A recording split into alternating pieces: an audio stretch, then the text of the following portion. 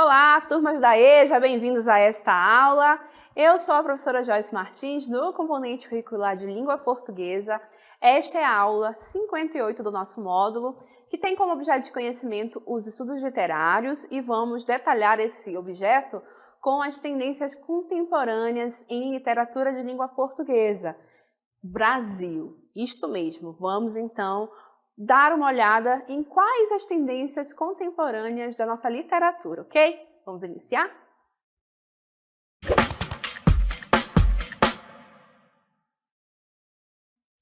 Então, ao longo deste módulo, nós trabalhamos com as manifestações literárias de língua portuguesa, enfatizando ora Portugal, ora Brasil, mas dando o principal destaque ao Brasil, correto?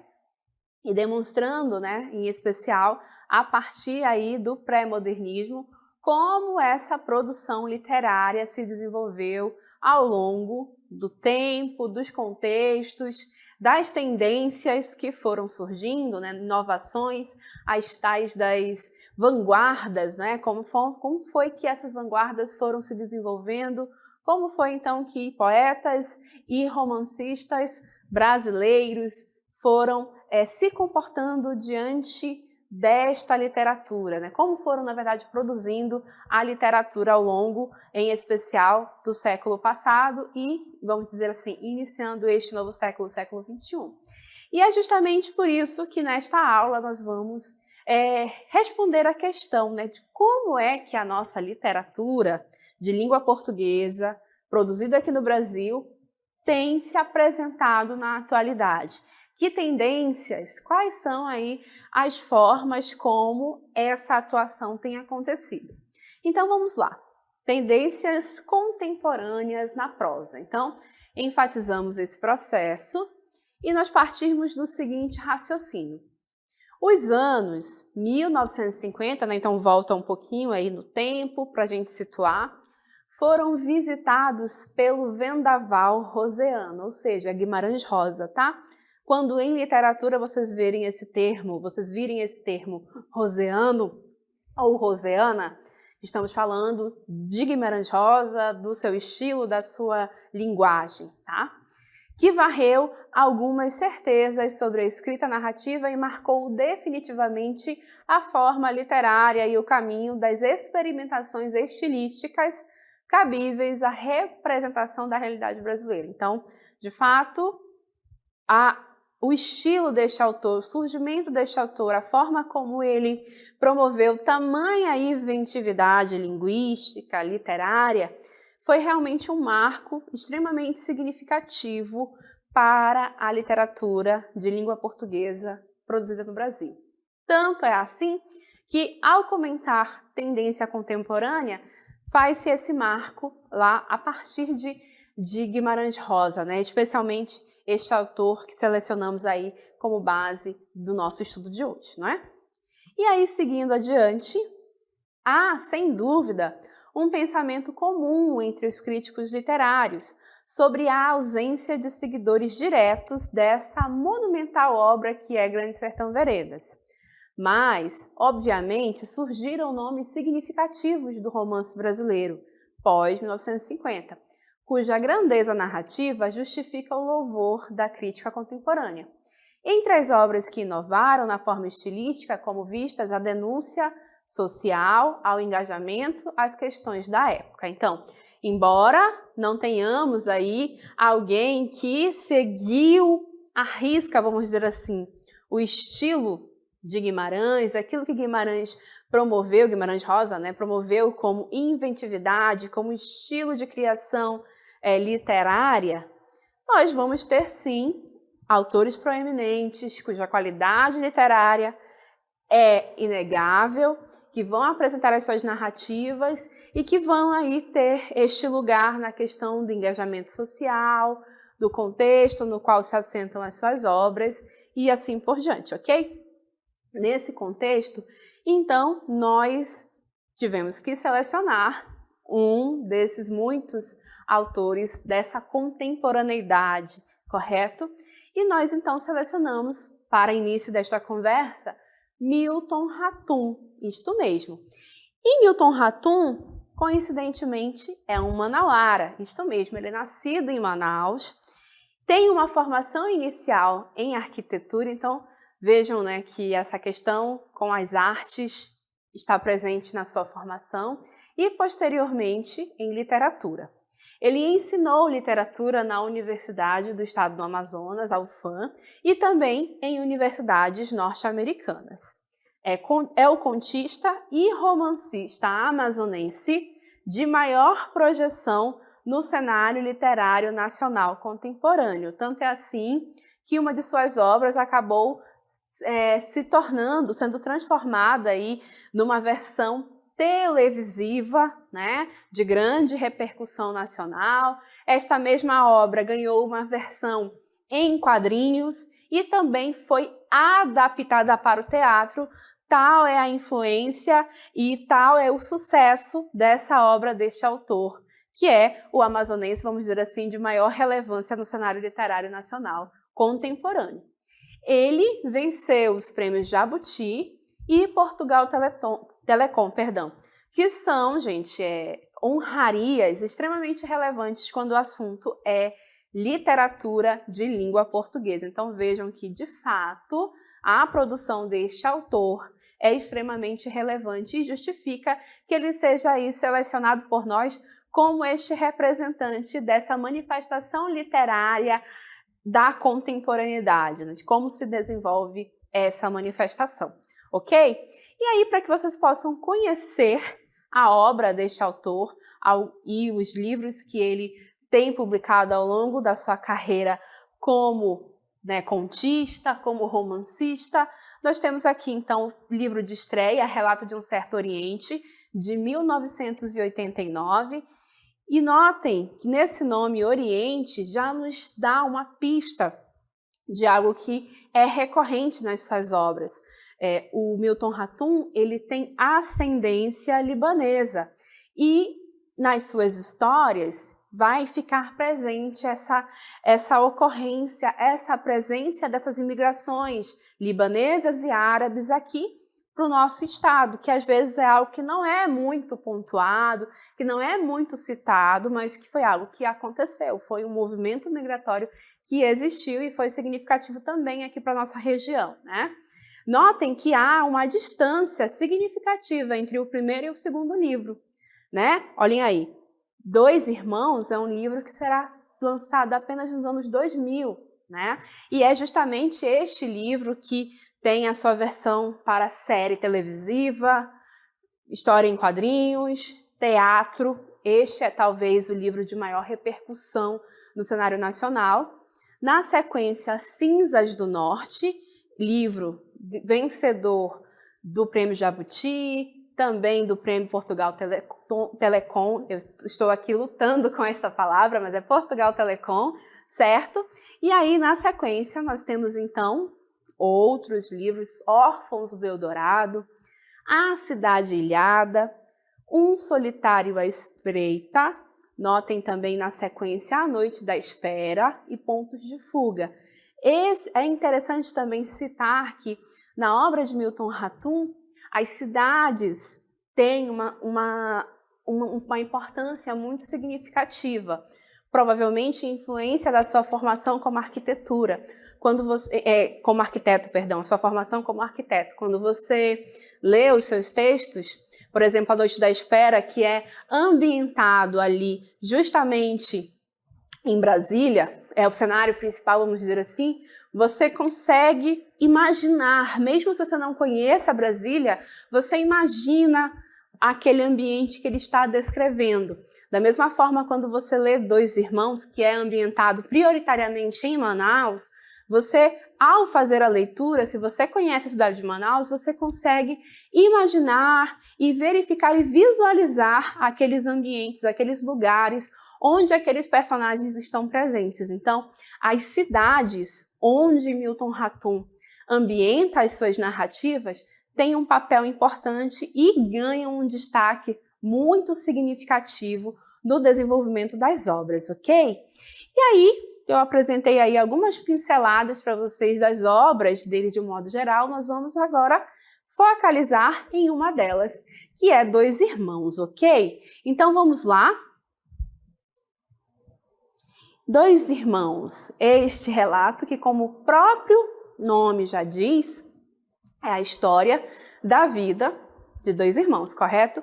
Mas são dois irmãos que são gêmeos e, apesar da semelhança física, que é algo extremamente notável, eles são bastante diferentes entre si. A forma como se comportam, a personalidade deles, a forma como dão andamento às suas vidas, eles são completamente opostos nesse sentido. Então, isso evidencia ainda mais, né, o fato de serem fisicamente tão parecidos, mas terem comportamentos e trajetórias tão opostas, certo? Eles são filhos, né, de um casal de libaneses, né, de herança libanesa, e serão nascidos em Manaus, correto? A história se passa prioritariamente em Manaus, mas também em outros pontos, mas o ponto principal mesmo é a cidade de Manaus. E aí, para nós conhecermos mais informações sobre esta narrativa, vamos avançar. A história vai se situar, né, aí durante a trajetória entre mais ou menos 1914 até 1968, né? Então nós temos imagens aqui da Manaus de 1910, mais ou menos, né?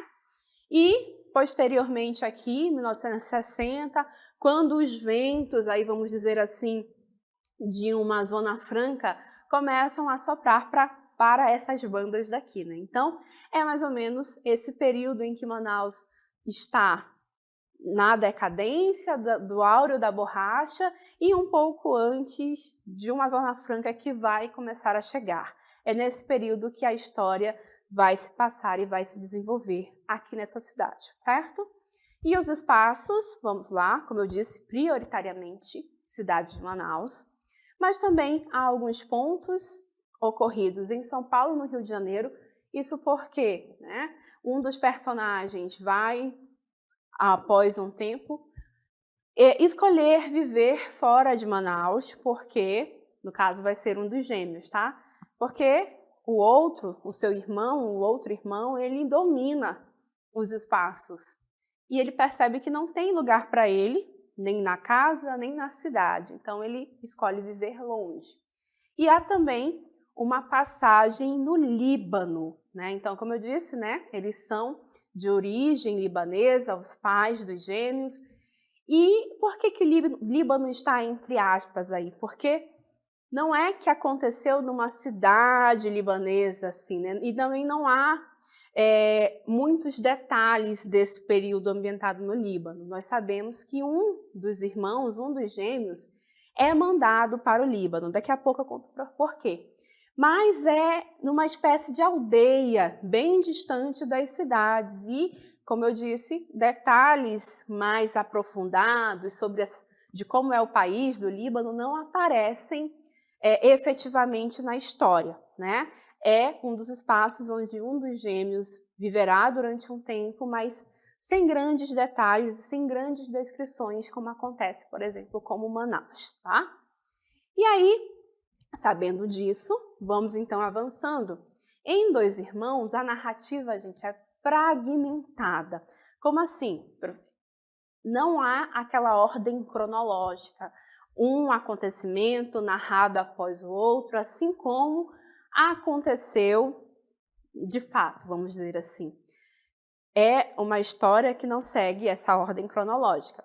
Por exemplo, por ser uma história que está baseada nas memórias de um personagem e naquilo que um outro personagem viu, observou, então os fatos são narrados não obedecendo uma ordem de acontecimento. E isso exige, então, que nós estejamos atentos ao fio condutor dessa história para que nós organizemos o nosso entendimento ao longo da leitura, né? Então, olhem aí, a narrativa não segue uma cronologia dos acontecimentos e está baseada em memórias que Nael, guardem este nome, Nael é o narrador personagem, tá? É ele que vai narrar os fatos, todos os fatos. E ele é um personagem importante na história. E ele busca essas memórias dos mais velhos, porque sim, ele vivenciou uma parte desses fatos, mas não todos, tá? Então, nas memórias do seu avô, Halim, que é pai dos gêmeos, tá? Da sua avó, Zana, a esposa de Halim, né, e mãe dos gêmeos, e da sua mãe, Domingas. Domingas que era, vamos dizer ali, aquela pessoa que vivia na casa, que fazia os serviços domésticos, de origem indígena, que foi trazida para a cidade, que vivia ali como alguém da família, algo que era bastante comum, bastante presente, e era comum de observar situações como essas, né?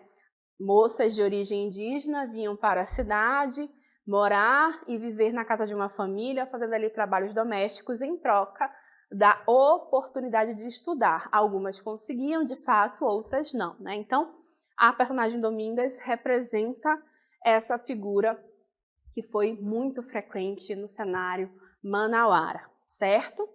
E aí, então, já citei aí alguns nomes, alguns fatos importantes da história, mas vamos então organizar essa árvore genealógica da família. Vamos lá então. Olhem só, acompanhem. Nós temos então que Halim casou-se com Zana, né? Este é o casal que dará início aí a esta família. E aí do casamento, pode avançar, vamos lá então, irão nascer os irmãos gêmeos Yaqub e Omar, sendo que o Yaqub é o mais velho, é o que nasce primeiro, é o mais forte em termos de saúde, e o Omar ou Omar, né? Há essas diferenças de pronúncia, vai ser o que nasceu depois, então ele é chamado de o caçula, certo? E ele, durante ali a fase de bebê, ele foi um bebê doentinho, e isso fez com que Zana se tornasse extremamente apegada ao filho. Posteriormente, nasce uma filha, de fato, caçula da família, Hania, né? E aí, seguindo adiante, Yaqub se casa com Lívia, Omar e Hania não constituem casamentos, certo? E aí, eu citei anteriormente, né, a figura de Nael como neto de Halim e de Zana. E aí, já que o Omar e a Hania não tiveram casamentos, vamos dizer assim, de quem que ele seria filho? Vamos lá então, avançando. Na verdade, Nael é filho de Domingas, isso eu já citei para vocês, mas no livro, ao longo da história, fica uma dúvida. Ele é filho de um dos gêmeos, isso é fato, mas não nos é possível definir. E o próprio Nael desiste de compreender, porque ele vai ao longo de compreender a sua história e essas memórias da família, ele vai compreendendo que não vale a pena compreender se ele é filho de Yaqub ou Omar, porque de fato ele se decepciona com ambas as figuras, né? Então, eis aí, de fato, Nael vai ser o herdeiro dessa família, que na verdade ao longo da história vai se desagregando, vai encontrando uma decadência, né? A família vai se esfacelando, tudo porque não se consegue aí estabelecer um traço de união, um traço de fato para eliminar o conflito que existe entre os irmãos. Então, tudo o que acontece é porque os irmãos, logo na infância, têm um conflito que vai ao longo da vida dos dois, da trajetória dos dois, se tornando cada vez mais difícil de conciliar e aumentando a distância entre eles. Algo que se revela irreconciliável, tá? E é essa rivalidade dos irmãos que nós vamos conhecer agora, olhem só. Nesse trecho aí, vamos então observar o início da rivalidade. Mas já existia uma certa distância entre os irmãos, porque ficava claro e nítido que a mãe dos dois, Ana, demonstrava uma preferência pelo caçula, o Omar, né? E o Yaqub ficava ali meio de canto, de lado, ele cresceu sob esse sentimento de ser, de certa forma, rejeitado pela mãe, né? Então, olhem só, Yaqub reservou uma cadeira para Lívia. E o caçula desaprovou com o olhar esse gesto polido. Da escuridão surgiram cenas em preto e branco e o ruído monótono do projetor aumentava o silêncio da tarde. Nesse momento, Domingas despediu-se dos Reinoso. Reinoso era uma família, tá? E eles estavam todos na casa dessa família. A magia no porão escuro demorou uns 20 minutos. Uma pane no gerador apagou as imagens. Alguém abriu uma janela e a plateia viu os lábios de Lívia grudados no rosto de Jacob. Depois, o barulho de cadeiras atiradas no chão e o estouro de uma garrafa estilhaçada, e a estocada certeira, rápida e furiosa do caçula. O silêncio durou uns segundos, e então o grito de pânico de Lívia ao olhar o rosto rasgado de Jacob.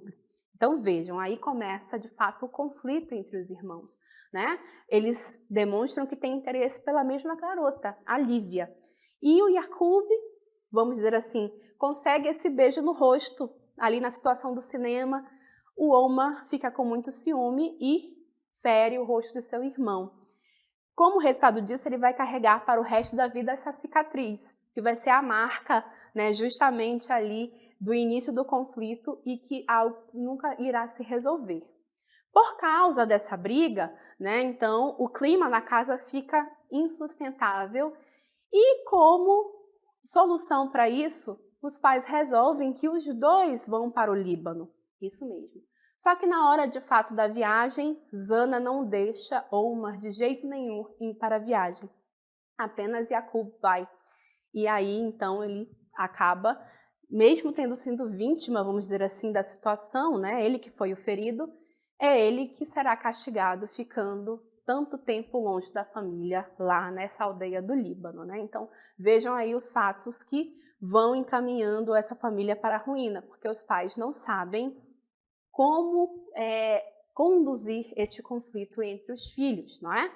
E aí, como eu disse a vocês, eles são fisicamente muito parecidos. A partir desse fato, o que diferencia é essa cicatriz, correto? Mas o temperamento dos dois é completamente distinto. Vamos então aí retomar o que os faz tão diferentes, olhem só. Né? Então, Omar é o caçula, é o protegido pela mãe e ficou em Manaus. Ele vai ser expulso de escola, ele é sedutor e ele é contra a ditadura, porque nesse recorte temporal nós vamos ver a ditadura militar começar a acontecer, tá? Já o Jacob é o mais velho e ele ficou dos 13 aos 18 anos no Líbano, né? Uma estimativa de idade, ele ficou cerca de 5 anos, né? Ele é bom em matemática, ele é um excelente aluno, mas ele é retraído e introspectivo. E ele vai se demonstrar a favor da ditadura. Então vejam que de fato eles são extremamente diferentes, né? E aí, como eu disse, a cidade é muito importante na história. E a cidade de Manaus, nesse caso, há muitos pontos de descrição muito interessantes. Vamos então observar alguns desses momentos de descrição, olhem só. Apoiado no parapeito, Jacob olhava os passantes que subiam a rua na direção da Praça dos Remédios. Por ali circulavam carroças, um e outro carro, cascalheiros tocando triângulo de ferro. Na calçada, cadeiras em meio círculo esperavam os moradores para a conversa do anoitecer. No batente das janelas, tocos de vela iluminariam as noites da cidade sem luz. Foram assim durante os anos de guerra, Manaus às escuras, seus moradores acotovelando-se diante dos açougues e empórios, disputando um naco de carne, um pacote de arroz, feijão, sal ou café. Havia racionamento de energia e um ovo valia ouro. Zana e Domingas acordavam de madrugada, a empregada esperava o carvoeiro, a patroa ia ao mercado Adolfo de Lisboa e depois as duas passavam a ferro, preparavam a massa do pão, cozinhavam. Quando tinha sorte, Halim comprava carne enlatada e farinha de trigo, que os aviões norte-americanos traziam para a Amazônia. Às vezes, trocava víveres por tecido encalhado, morrim ou algodão esgarçado, renda encardida, essas coisas. Então vejam que nesse ponto aí é o retrato de como era a vida em Manaus no período de guerra, de escassez, de falta de abastecimento, né, de falta de energia elétrica, de dificuldade para conseguir alimentos. E um ponto importante, eu não disse, né, Halim, a vida, né, da família, depende de uma loja de variedades, tecidos e assim por diante, né? Então, também nesse período era difícil para, né, o pai dos gêmeos conseguir vender os seus produtos, né? Foi realmente um período bastante dificultoso para a cidade de Manaus e que fica evidente na história, na narrativa contada. Um outro ponto retratado sobre a cidade de Manaus, vamos lá. A euforia que vinha de um Brasil tão distante chegava a Manaus como um sopro amornado, e o futuro, ou a ideia de um futuro promissor, dissolvia-se no mormaço amazônico. Então, né, esse aspecto de que Manaus era uma cidade distante realmente, né, e que vivia, de certa forma, isolada dos demais pontos do Brasil, e que as coisas chegavam sim, mas como quase que um sopro amornado, né? Essa imagem, essa figura é extremamente interessante sobre a situação de Manaus em relação ao resto do Brasil, correto? Então, assim, nós vamos encerrando esse nosso comentário sobre a obra de Milton Ratum, né, sobre esse livro, mas não sobre as tendências contemporâneas, porque não podemos deixar de falar sobre tendências contemporâneas sem falarmos de internet. É isso mesmo, né? A internet, na nossa contemporaneidade, se tornou também um espaço muito significativo para a publicação de textos, né? Então, vamos na nossa cartela? Vamos lá? No Brasil, o espaço virtual ou eletrônico, como dominamos, né, como denominamos o meio de produção e divulgação de textos não impressos, prosperou na década de 1990.